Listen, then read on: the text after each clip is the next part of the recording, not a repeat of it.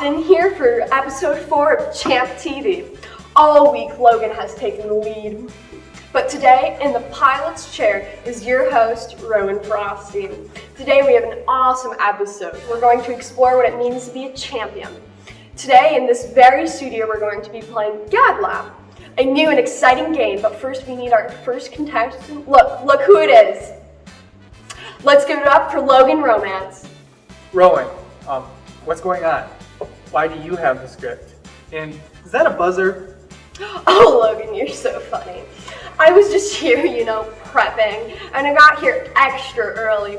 Anyways, you're the first contestant in our new and exciting and fun game called Gadlab. We have viewers on the edge of their seats. Don't let them down. Okay. I'm almost afraid to ask at this point. But what is Gadlab? It's really quite simple. It's not what you say, it's what viewers hear. I will give you a card with a mix-up language, and you will say it a number of times out loud. Then the viewers will have to guess what you're trying to say. If the viewers get 3 correct, everyone's a winner. So, what viewers are you talking about? And, this isn't a live show, right? All right, Logan, let's get started with your first phrase. It's on this card right here. It will also appear on the screen right now. Ready, set, go. Do, winnow, who? Do, winnow, who? Do, winnow, who? Do, winnow. Very good try, Logan, but I'm afraid none of our viewers actually got that one right. Let's just try another one. Thumb over thin chain. Thumb over thin chin. Thumb over thin... Oh no, wrong again, Logan. I'm so sorry. You do know this isn't a live show. That's not really important. Let's stick to the game. Here you go. Your final chance to get one right, or you're eliminated. Det score wrecked. Det score wrecked. I'm so sorry, Logan, but the viewers didn't get any of them right. As they say in football, 3 strikes and you're out. Okay, Rowan, do you have access to what the viewers are saying? Not yet, but I will soon. Okay, let's just go in with today's episode. Oh, Logan, don't you know? I've already skimmed today's script and we're halfway through the episode. We are? Oh yeah, we are. Today we're talking about the mouth of a champion and how words are important. So I thought a good game of Gadlab would be a pretty good way to start thinking about our words. Wow, Rowan, I'm speechless. I am without words. Isn't that interesting? Since today's theme is all about the words of a champion, let's head over to our champ hunter now and see where he's hunting for champions today. What is going on? Is today opposite day? Somebody pinch me. Thank you, Rowan. I have made a breakthrough discovery. I have intel that people are using kind words for good.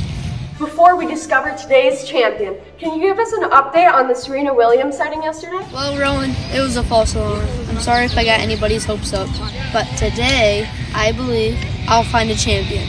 I have intel that someone is using their words for good, but I know I've had a few mishaps. I haven't had the best champion hunting skills recently, but today, I feel it! Look over there. Holy moly! Can you believe it? There's somebody using their words for good. They're doing what every champion should do. I just knew it. Logan, where on earth did we find this champ hunter? It's so hard to get good help that, doesn't get distracted. You can say that again. The one thing I've learned this week is that there's one person we can always count on, and that person is Amy Starr. Amy Starr, you know what to do. Tell us a story about a champion using their words for good.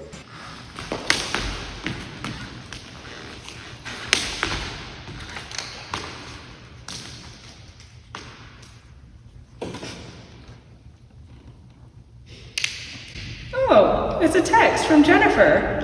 Hey, I know you're working on the jump rope challenge. No matter how hard it gets, don't give up. Hey guys, I was just working on my jump rope challenge. I was having a really hard time. Actually, I was having a really hard time. And I felt like giving up. But then, my youth group leader sent me a really encouraging text. and it reminded me that I have to keep going. It really made me feel good, like I could do anything. Anyways, you're here for champion training. It's day 4, and we've still got a lot to learn about how to be a champion. Let's review what we have learned so far. Day 1, you were born to be a champion. God made you in his image, wonderful and good. Step 2, love. Love is patient and love is kind.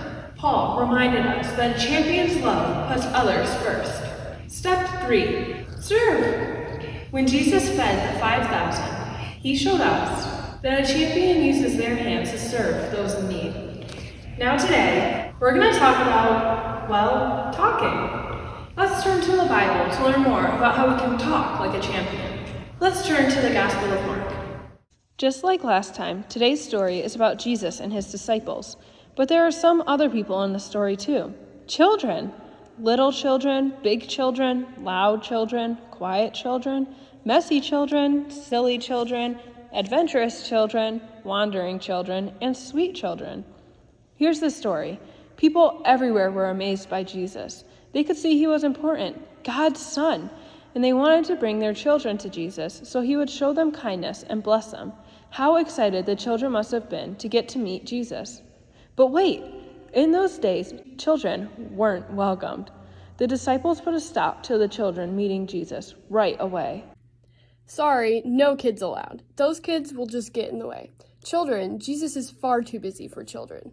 It looked like the children weren't going to be allowed to see Jesus. What do you think Jesus did? He became upset. He said, "Let the little children come to me. Don't keep them away. God's kingdom belongs to people like them. What I'm about to tell you is true. Anyone who will not receive God's kingdom like a child will never enter it." On that day, Jesus spoke words that changed everything for children. Before, kids weren't welcomed, but Jesus took time to speak up, using his words to say exactly how important and special kids are to him. After he spoke those words, Jesus took the children into his arms, and he placed his hands on them to bless them.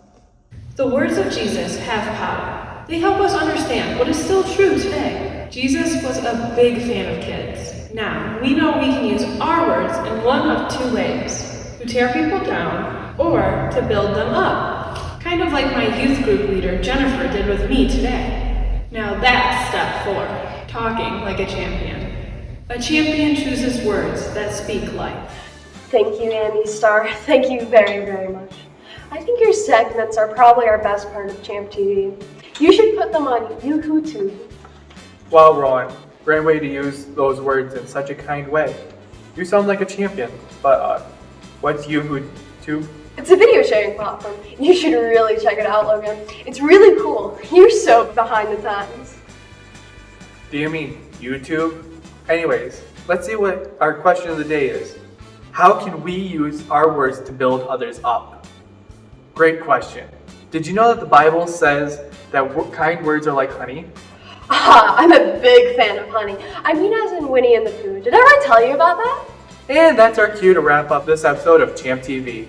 Remember to be a champion with your words, and we will see you next time on Champ TV.